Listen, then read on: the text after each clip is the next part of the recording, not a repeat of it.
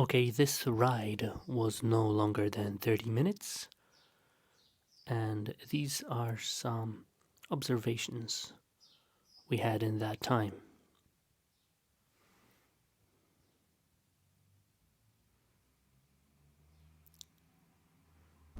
Let's start with three cars all trying to get in the same lane. Okay, here we have a classic. It's a blown brake light. I usually don't care about showing number plates, but in this case, I don't want the worker that's working for a corporation to lose his job or anything of the sort. So I'm just covering it up to be decent. Okay, this isn't a biggie, but you know, if you're going to reverse, just have some awareness and not block the whole road. Prepare for your maneuvers. But up next, straight away, this is a tricky spot for this maneuver because it's just at the exit of a roundabout. So as we come here, you can see this guy's gonna pull out with no indicator and then just find a park with no indicator and start going back in. Further down the road, there's an obstruction in the road, there's a crane there, so we wait for the traffic policeman to give us a signal. There we go, we get a signal, everything's safe, everything's clear. But, there you go, that's a tricky spot to cross. Always be aware when crossing behind large vehicles, especially your kids. Teach them around buses not to do that maneuver. This one's an easy one. I need to switch lanes to take the roundabout, so I want to go in the fast lane. I hold back to get in behind this car. But notice this car. It's gonna wait until the last minute to do the maneuver. It's very bad lane management. No indicator, just at the last minute, change direction. And we have another case of bad lane management. Just here, look at this guy. Pulls out in front of me. I'm at the roundabout, I should have right away. Doesn't matter, I hold back. He gets into the fast lane, splits the lane again, goes into slow lane, no indicator, and decides to go in the fast lane again. We'll stick with this person. Doesn't do anything too far out, but it's about lane management. We'll notice later on they will use the indicator properly this time, but to take a right turn, the car will veer to the left, touching the middle line. It's just a matter of awareness. It just shows that the person is either scared of scratching their car, or it's just they're not aware of the dimensions of their car, basically, which could get you in a trouble of hitting the van next to you. Notice at this moment, just here, there you go. They go wide before they take the turn. And sticking here with this, just behind the van, this car coming up, I'm sure it passed this VRT test with flying colors. Look at all the smoke coming out of this car.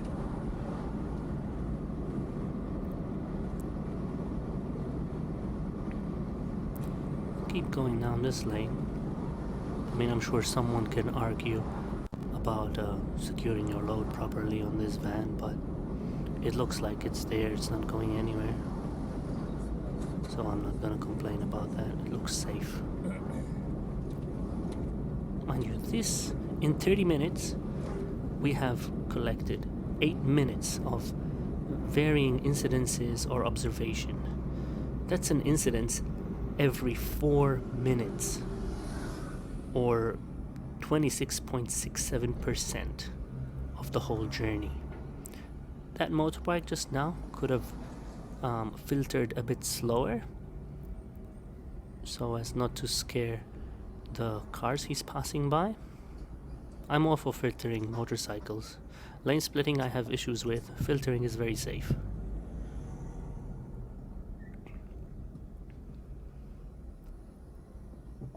You'll see this roundabout gets clogged up because of a shopping center that's up ahead and the left turn.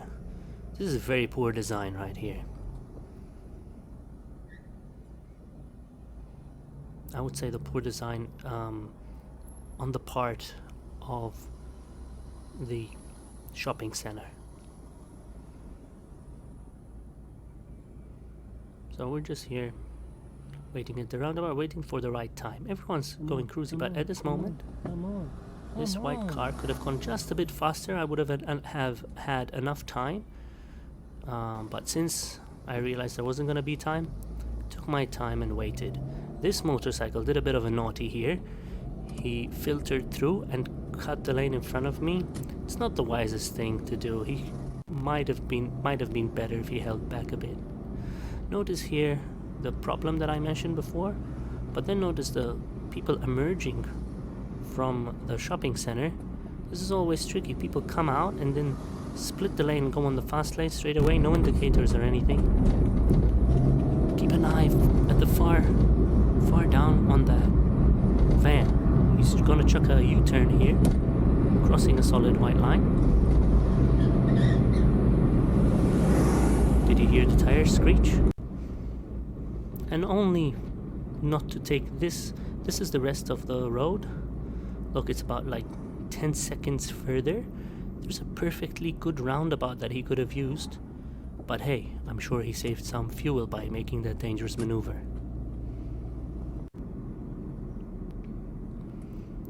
Okay, this is a perfect example when there are people coming at a stop. Did you see that? The car changed lane for no apparent reason. The driver just changed his mind, didn't use an indicator, but if someone was undertaking at that point from behind me, undertaking me to go to the left side of the lane, there could have been an accident right there. And here, notice on the right hand side there's going to be a motorcycle coming by that cuts across the cycle lane a bit too far. It's safe, there aren't any bicycles there, but there might be some gravel for the motorcycle to be aware of. And coming with this car in front of us, keep an eye on it. It'll use the indicator indicating right, meaning it'll take the third exit. And notice how the car will split the lane, not commit to any lane. It'll hog both lanes, start veering left while the right indicator is still on, and then eventually commit to a left turn to the second exit.